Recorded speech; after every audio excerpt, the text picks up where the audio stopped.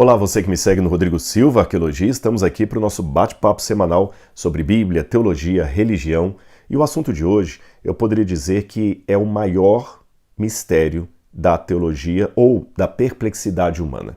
Se não é o maior, é um dos maiores. Se não for um dos maiores, pelo menos é aquele que mais me causa perplexidade. Confesso, perplexidade. É um tema que eu já estudei à luz da Bíblia, eu tenho a minha posição bíblica fundamentada a esse respeito, mas ainda me causa angústia debruçar sobre esse assunto. Eu vou ser mais claro. Por que as pessoas escolhem como escolhem? Por que João foi para a esquerda e Antônio foi para a direita? Por que Maria foi para Cristo e Joana foi para Satanás? Por que uns escolhem o caminho do bem, outros escolhem o caminho do mal? Inevitavelmente eu esbarro no debate teológico entre Jacó Arminius e João Calvino. João Calvino defendendo uma ideia da predestinação e Arminius defendendo a ideia do livre-arbítrio. Eu vou falar um pouco sobre isso no vídeo de hoje e vou me posicionar. É claro que esse vídeo aqui não é um vídeo apologético no sentido de apresentar ou desmascarar a heresia calvinista, não se trata de nada disso. É lógico que alguns irmãos presbiterianos ou pessoas que têm uma simpatia pelo calvinismo poderão discordar da minha posição aqui ao ler uma passagem da Bíblia ou outra, que eu vou elucidar um pouquinho da melhor maneira que eu possa isso aqui. Mas saibam que esse vídeo que eu estou fazendo não é para bater em ninguém, mas para apresentar o assunto dentro de um ponto de vista honesto, sincero e perplexo. Perplexo com a sensibilidade de saber que muitos que estão me assistindo aqui estão fazendo a mesma pergunta teológica / emocional. Por que fulano de tal não está nos caminhos do Senhor? Quantos pais estão me assistindo agora e estão angustiados pensando por que o meu filho não está na igreja? Eu criei minha filha no evangelho, com tanto amor, com tanto carinho. Hoje ela não quer saber de mais nada. A gente não pode falar mais de Deus aqui perto dela, que ela até fica brava. Por quê? Onde é que eu errei? A gente faz essa pergunta. Embora eu não tenha filhos, mas eu tenho alunos que fizeram teologia, poucos é verdade, mas não importa o número, o que importa é a pessoa. Um deles hoje é ateu, dois deles hoje, dois são ateus, um é agnóstico. E a gente fica pensando assim, o fulano de tal era um dos melhores alunos, um deles eu até indiquei para fazer mestrado em filosofia e hoje eu sei que ele é um ateu e desdenha da religião e não quer saber de mais nada. E quando eu recebi a notícia, eu pensei, Senhor, será que faltou algum argumento ser dado? Qual foi o abraço que eu neguei? Qual foi o carinho que não veio? Tentei contato sem resultado.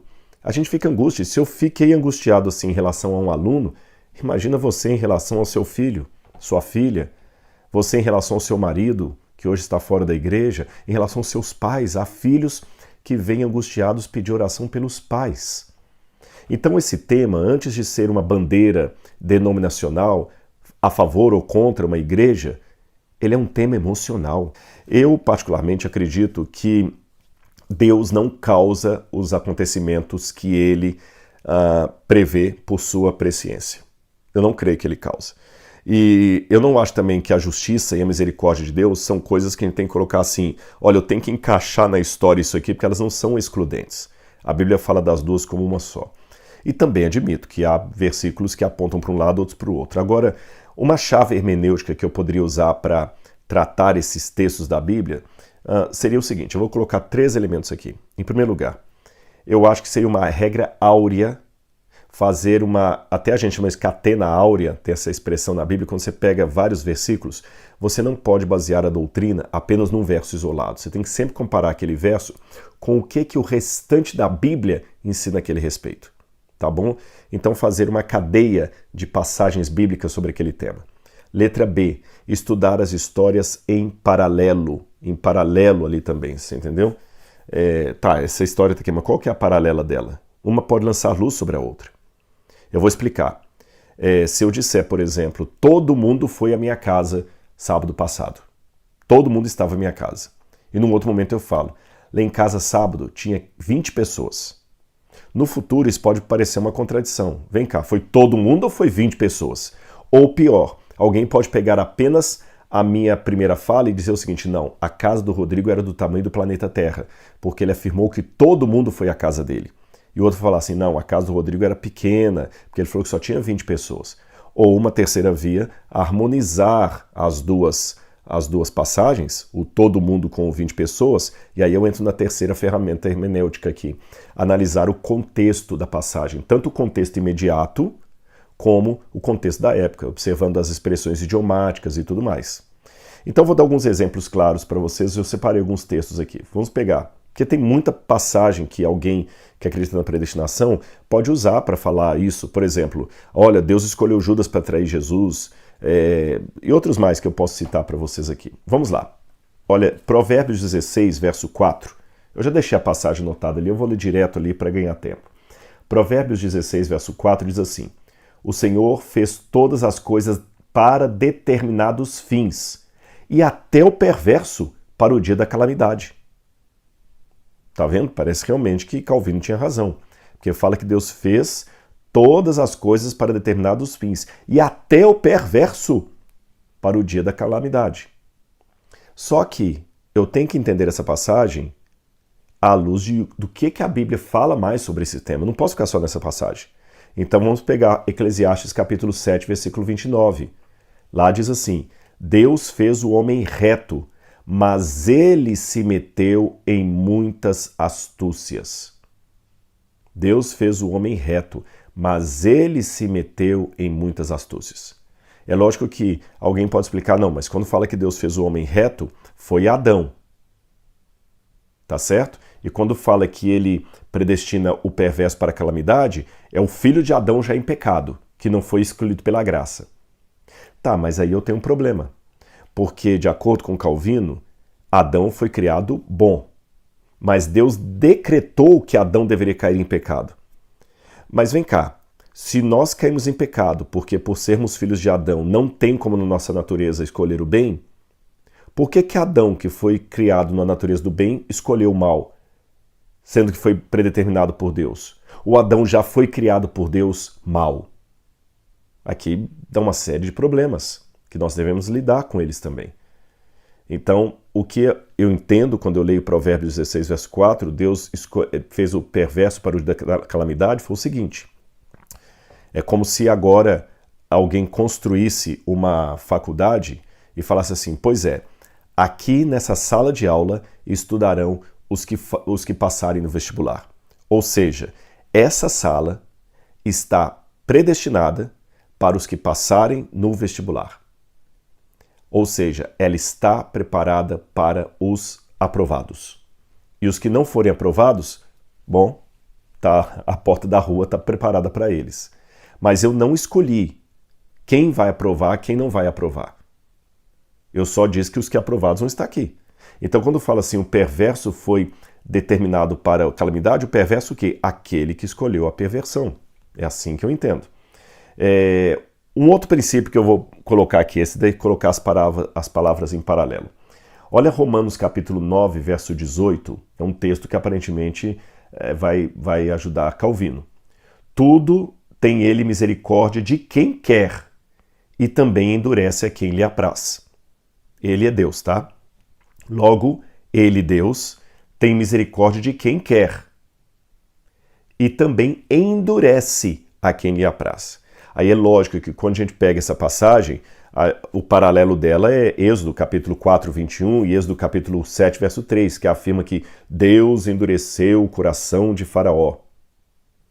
Só que nós temos várias outras passagens paralelas, como Êxodo 7, verso 13, Êxodo 27, 22, Êxodo 8, 32, que fala que foi o próprio Faraó que endureceu o seu coração, e não Deus.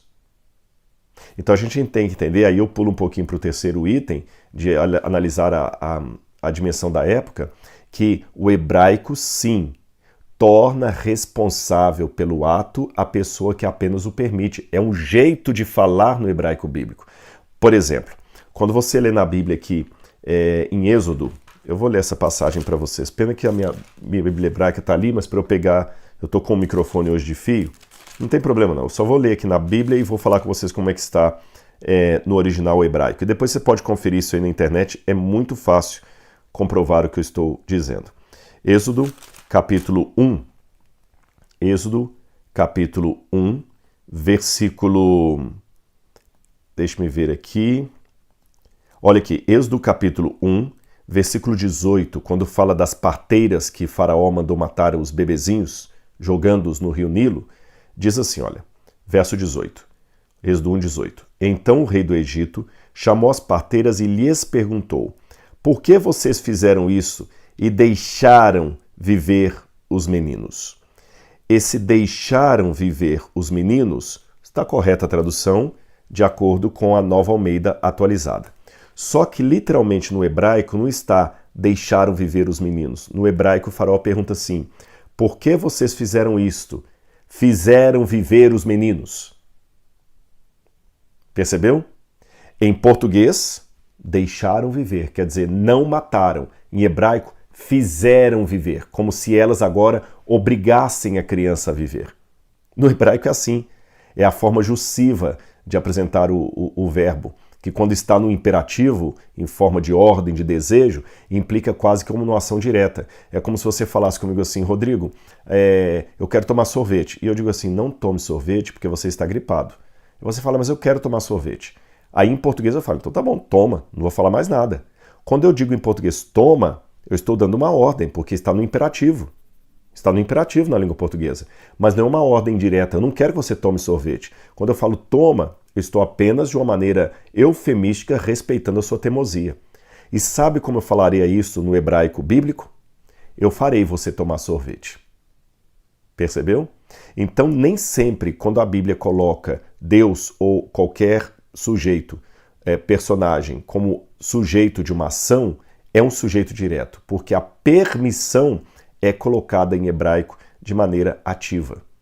Por isso que num lado fala que Deus endureceu o coração de Faraó, e quando você vai para Êxodo capítulo 7, versículo 3, por exemplo, diz assim, olha, Êxodo capítulo 7, versículo 3. Eu, porém, endurecerei o coração de Faraó e multiplicarei os milagres na terra do Egito. Aí quando você vai no verso 13, diz assim, olha, no entanto, o coração de Faraó se endureceu. Tá bem? O coração de Faraó se endureceu. Quando você vai no verso 22, é a mesma coisa. Porém, os magos fizeram o mesmo com suas ciências ocultas, de maneira que o coração de Faraó se endureceu. No 8:32 diz também a mesma coisa. E o coração de Faraó se endureceu e não deixou o povo ir. Mas é o coração que se endureceu ou foi Deus que endureceu o coração? Repito, Deus é colocado como sujeito daquilo que ele permite. E fazendo agora o sentido oposto ao que esses meus amigos disseram, se eu começar a pensar que Deus é o autor do mal, aí que eu vou ter problema. Aí eu vou ter muito problema com a misericórdia, com o amor de Deus. Eu quero colocar também isso aqui com vocês, em paralelo com outras passagens que diz que Deus é misericordioso quando ele age com a pessoa, que não é questão que Deus deseja o mal de ninguém ou que Deus deseja a morte. Quer ver, já que é a vontade soberana de Deus que prevalece, tem um texto aqui que diz, vou ler para vocês aqui, só um minutinho, deixe-me ver aqui, só um segundo, eu notei umas passagens aqui, olha aqui. Já que é a vontade soberana de Deus, 1 Timóteo capítulo 2, versículo 4, diz assim, o qual deseja, está falando de Deus, Deus deseja que todos os homens sejam salvos e cheguem ao pleno conhecimento da verdade. Deus deseja que todos os homens sejam salvos. Bom, se Deus deseja que todos os homens sejam salvos, e se o que prevalece é a vontade soberana de Deus, então todos deveriam se salvar. Então veja bem, na Bíblia diz que Deus deseja que todos sejam salvos. Então das duas uma, ou a Bíblia mentiu, ou essa vontade de Deus não é decretiva, porque nem todos vão ser salvos. Então, com a mesma lógica de Calvino, para dizer que a vontade soberana de Deus determina os que vão ser salvos, ele deveria aplicar essa mesma lógica em 1 Timóteo 2,4 e acreditar agora na salvação universal, que é similar ao que pregam aqueles universalistas. No fundo, todo mundo vai ser salvo, ninguém vai se perder, até o diabo. Porque a Bíblia fala que Deus deseja que todos sejam salvos. 2 Pedro capítulo 3, versículo 9 diz, não querendo que nenhum pereça, senão que todos cheguem ao arrependimento. Tá certo? Ou seja, Deus quer. Isso não significa que vai acontecer desse jeito, porque ele não é um ditador. Apocalipse capítulo 22, verso 17. Quem quiser, receba de graça da água da vida. Quem quiser. Não fala quem Deus quiser. Veja, se fosse uma vontade soberana de Deus que imperasse, o Apocalipse 22, 17 deveria ser assim. E quem Deus quiser, receba da água da vida. A Bíblia não diz quem Deus quiser. Quem quiser, você quer, receba de graça. São João 3,16. Deus amou o mundo de tal maneira que deu o seu Filho único, para que todo aquele que nele crê não pereça, mas tenha vida eterna. Ou seja, Deus decretou que todos que aceitam Jesus se salvem. Isso que Deus decretou. Ezequiel capítulo 18, verso 32. Porque não tenho prazer na morte de ninguém, diz o Senhor. Portanto, convertei-vos e vivei. Ora, se Deus não tem prazer na morte de ninguém, e alguns morrem, e a vontade soberana de Deus que determina isso, então eu tenho que dizer que Calvino sabe que Deus deseja coisas que não lhe trazem prazer. Isso é patológico. Desejar algo que não me traz prazer é patológico. Mateus capítulo 7, versículo 21. Nem todo que me diz Senhor, Senhor entrará no reino de Deus, mas o que faz a vontade do meu Pai que está nos céus. Ou seja, muitos não serão salvos porque não aceitaram as condições da salvação. Jeremias 21, verso 8. Eis que ponho diante de vós a vida e o caminho da morte, para que 2 caminhos de sorte de cada um. Deus fala assim, eis que põe para você 2 caminhos, né? Não é só em Jeremias, não, eu estou contra a passagem também de Deuteronômio. Eis que te proponho a vida e a morte, em Jeremias 21, verso 8, eis que ponho diante de vocês 2 caminhos, o da vida e o da morte. Aí eu pergunto, por que Deus coloca diante de todo mundo 2 caminhos da vida e da morte, sendo que, na verdade, tudo vai depender do que ele escolheu. Então, na verdade, ele não põe diante de todo mundo 2 caminhos. Ele põe diante de uns o caminho da morte e diante de outros o caminho da vida. Mas nunca Deus vai colocar diante do mesmo indivíduo 2 caminhos da vida e da morte. Porque não faz sentido. Se a pessoa já é predestinada para o caminho da vida, Deus vai colocar diante dela somente um caminho, o caminho da vida. Se a pessoa já é destinada para o caminho da morte, Deus vai colocar diante dela apenas o caminho da morte. Mas o que a Bíblia fala é que ele coloca diante do indivíduo ou do grupo 2 caminhos. Apocalipse capítulo 2, verso 10. Sê fiel até a morte e te darei a coroa da justiça. Da vida, perdão. Atos 17, verso 30. Agora, pois, notifica aos homens que todos em toda parte se arrependam. E, finalmente, 1 Tessalonicenses capítulo 5, versículo 9. Porque Deus, essa para mim é uma passagem-chave, Deus não nos destinou para a ira, mas para alcançar a salvação mediante nosso Senhor Jesus Cristo. Essa declaração, para mim, ela é muito significativa, porque fala que Deus não destinou ninguém para se perder. Deus não nos destinou para a ira.